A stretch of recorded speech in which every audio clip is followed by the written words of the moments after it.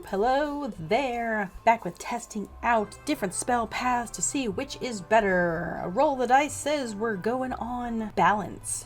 Alrighty, and then we rolled a 5, which means it's his 5th balance spell he can upgrade. So there's 1, 2, 3, 4, 5.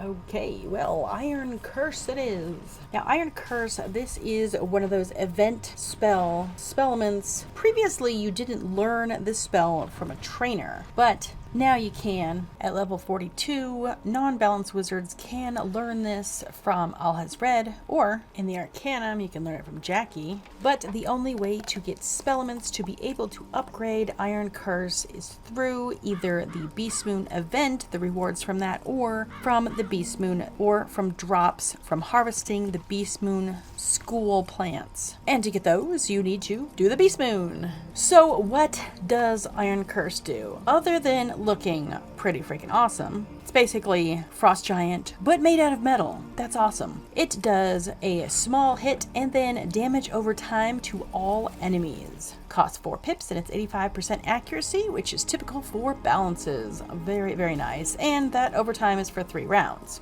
Once you have enough to upgrade it, you need 75 spellements to get it to tier 2, in which you can choose the upper, middle, or lower paths. The upper path continues. Tier 1 is 55 damage. Tier 2 is 60 damage. Tier 3 is 60 damage. Tier 4 is 60 damage. And Tier 5 is 65 damage. So, except for Tier 3 and Tier 4, the damage of the initial hit actually does go up. Goes up 1 time and 2 times. So, that's at least a tiny bit more damage that you get there. The pip cost stays the same. The accuracy stays the same, with it maxing out at 65 and then 360 over 3 rounds to all enemies. And amazingly enough, this tier 1 has not changed from the initial one when it first came out, which was 55 and 300 over 3 rounds. However, with these additional paths, you have now select target for the middle and lower paths. So this one does 210 damage divided between the enemies selected, and then 170 deferred damage after 3 rounds. For the middle path, the deferred damage does not increase, whereas the initial hit damage does increase as you upgrade it. And then on the lower path, it is still deferred damage, but this is only a full amount of 2 deferred damages equaling 480 that detonate after 4 rounds. So there's no initial hit on this Iron Curse. It may be a lot more damage than these two do, but you still have to wait for that unless you want to train, just say Firecat, and then upgrade it to tier 2 so that it does a little bit of damage and then detonates in overtime. But herein lies the problem. Those are 2 deferred damage over time, so you would need a different spell to detonate both of those. And that would basically be Apocalypse. But again, you're gonna need to farm for some spellements to get that spell, because it's a lore spell which can only be unlocked through spellements. And then with the bottom path, both of the deferred damage, the damage goes up each time you upgrade it. So if you're talking damage-wise, the bottom one, just by looking at the max tier of tier 5, that's 510. This one is 405. And this one here is 425. That's just the base, not counting any boosts you might have. So that being taken into account, I don't know why you would even want this middle one here, aside from the fact that this is no PvP, no advanced combat, the entire top row. The middle one is PvP and advanced combat able, and so is the bottom. So if you absolutely have to have that hit, I guess you would go for the middle path. And if you were just going to do this and then detonate, I don't know, doing like an Iron Curse Apocalypse combo, you could do this one. But that's going to take a lot of spellements to get to that. Because as I said, Apocalypse cannot be trained. It can only be unlocked through getting 35 spellements to get to tier 1, your first usable version of the spell. Okay, the roll of the dice says we're going to test out the lower path first. Upgrade. Wow. Especially when there's multiple paths, make sure you're picking the right one that you want to unlock. Bottom. Zodiacus Lucky Robe. 75 spellements to get to tier 2, 115 to get to tier 3. Because we already chose the path, we don't have to choose which one again. And we can keep going to tier 4. And then to max it out, you need 305 spellements. All right, let's join a team. There is one problem to having these. Here, let's just put it on the minions.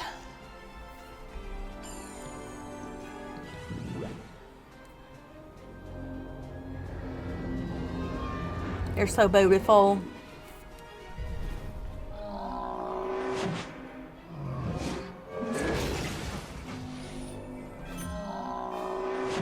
$6.52.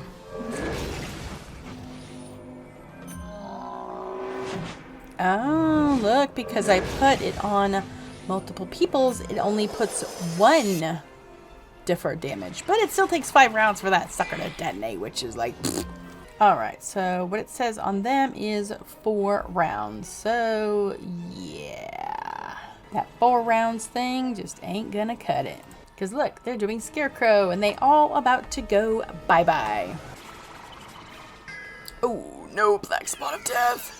I mean, personally, I've always despised deferred damage, but there are a couple workarounds, but they all involve detonate.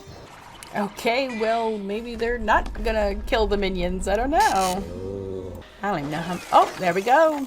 They's dead. Well, there you go. That wasn't very good, though.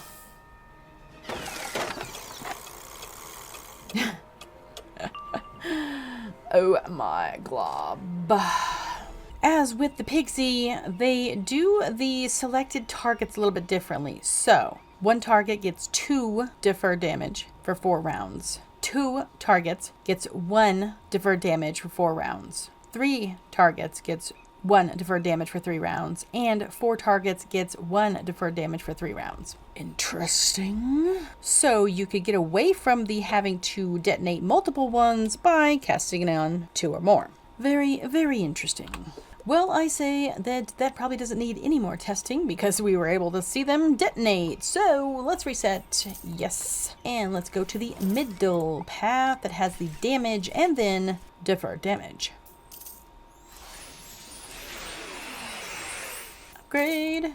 Now, according to the spell changes on the update notes, the bottom right here, that's deferred damage, does not change no matter how many targets you select. The only thing that gets changed is this initial amount here. That this 210, just say for instance, is for 1 target. It'll do 125 base for 2 targets, 65 base for 3 targets, and only 15 base damage per target for 4 targets. So this is not very good. Upgrade. But for the reasons of testing, to see which path is better, we gotta test them all, right? I don't want to make any assumptions. The only benefit I can see to this middle one is that this is only 3 rounds instead of 4.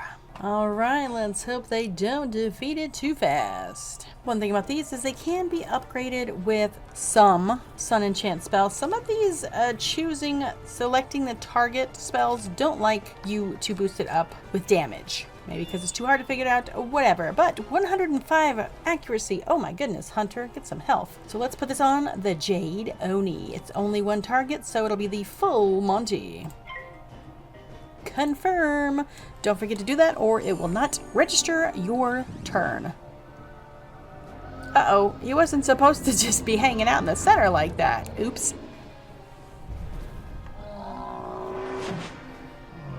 Now remember, this is only 3 rounds. So 554 and 420 after 3 rounds for this one. Not too bad of a boost. Well, that was the first round. That was 2. Okay, so we should be getting a hit for the Jade Oni on this round. Boosh. No. Yes. No. Okay. Thanks for nothing. Alrighty. Now let's reset. Oh yeah. And go to the top half, which is just continuing the damage and damage over time. We want this one. Upgrade.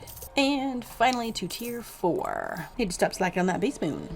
One thing about these spells, anytime you learn, aka unlock a spell using spellements, which back then, that was the only way you could do this, you cannot ever unlearn them. So you can get the spellements back for this and this and this upgrade, but you can never unlearn a spell once you've learned it with spellements. Just to let you know. Alrighty, let's go for it. Not gonna waste any time, but gotta boost, boost, boost. Okay, we have 2 -25s. I don't think that'll be too big of a deal. Let's go.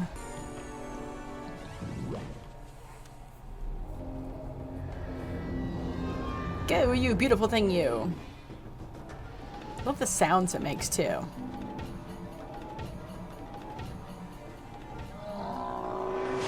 And skaloosh! Ooh, 183. That was pretty weak. And 799. Ouch. Yeah, that was pretty weak.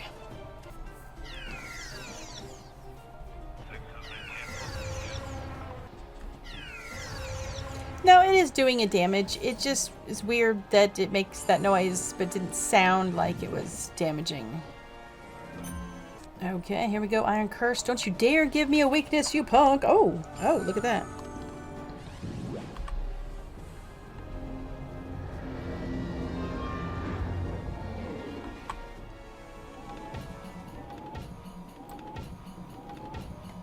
I love the sound of that.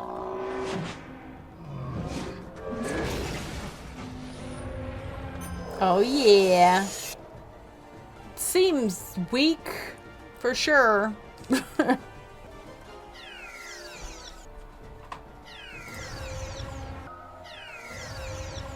only doing 300 per round though. I'm in so much trouble. And you can't even learn Detonate from here. Fire Wizards learn Detonate from a spell quest. And you also cannot get Detonate as a treasure card. You can get the item card, Incendiate, which it costs 6 pips though. It destroys all overtimes and deals 200%. And those are available from pretty much any of the Dahlia's Smoldering Hairdo hats. And you also cannot get Incendiate from a treasure card. The only way that our wizards can use it is with an item card. In addition to the Dahlia's Smoldering Hairdo, which is the easiest way to get it, there is a pet talent of Spontaneous Combustion, which can also offer that one as an item card. However, you can purchase for only 1 pip this Fire Cat right here. There's other versions of it, but there's only one, as far as I know, currently, that is the lower path upgraded with the small damage and a Detonate. If you don't want to wait for the Dahlia's Smoldering Hairdo to magically appear in your stuff, or just hope that a fire wizard will be nice enough to use Detonate or Incendiate on your deferred damage, then the upgraded Fire Cat lower path is your best bet. I love that card so much. That's what I use for this Ninja Piglets. That's the deferred damage. However, they changed it, and now it's 2 deferred damages. Yucky. So then the Fire Cat would only detonate 1 of those. So which one of these shall I leave it on? Well, I think for my balance, just because they're a itty bitty baby, and I already have 1 spell that I may or may not leave on deferred damage. Don't want to have to detonate a bunch of things.